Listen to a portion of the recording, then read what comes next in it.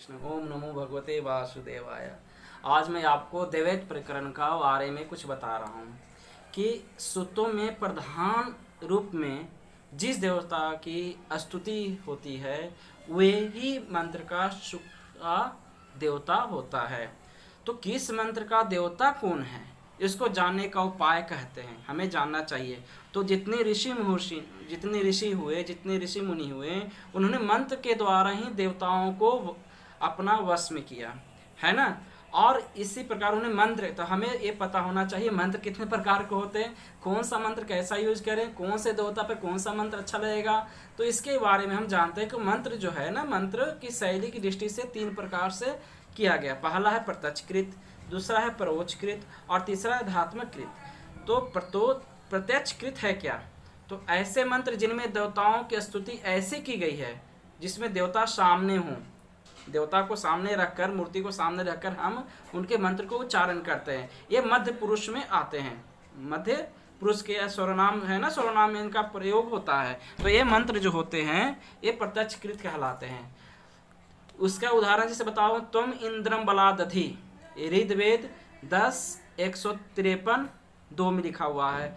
तुम वृषः विदेधसि, ये ऋग्वेद 10:153 2 में लिखा हुआ है। तो हमारा ये आ गया प्रत्यक्षकृत। दूसरा हमारा आ गया परोक्षकृत। तो परोक्षकृत में लिखा कि एक ऐसे मंत्र जिनमें देवताओं को परोक्ष मानकर, सामने मानकर उनकी स्तुति हम लोग करते हैं, है ना। इन मंत्रों में देवता वाचक शब्दों का प्रयोग जो होता है वो संबोधन के छोड़कर किसी न किसी विभक्ति में हम अवश्य होता है। जैसे इंद्र इसे पृथिव्या, ऋग्वेद 10:89 में दिया हुआ है। इंद्रम वाणी नरुसतः, ऋग्वेद 1:7 में दिया हुआ है।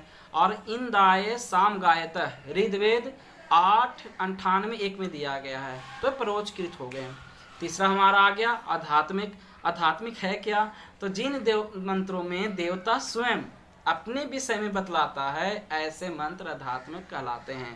तात्पर्य यह हुआ कि जिन मंत्रों में स्त्रोत होते हैं, और स्त्रोत तब एक होता है अर्थात स्रोतो अथवा वर्णन स्वयं करता है। इन मंत्रों में अहम मतलब मैं आदि सर्वनामों और उनमें संबंधित क्रियाओं का प्रयोग होता है। जैसे बता देता हूँ आपको, अहम भुवः, अहम भुवम वसुनः पूर्वया।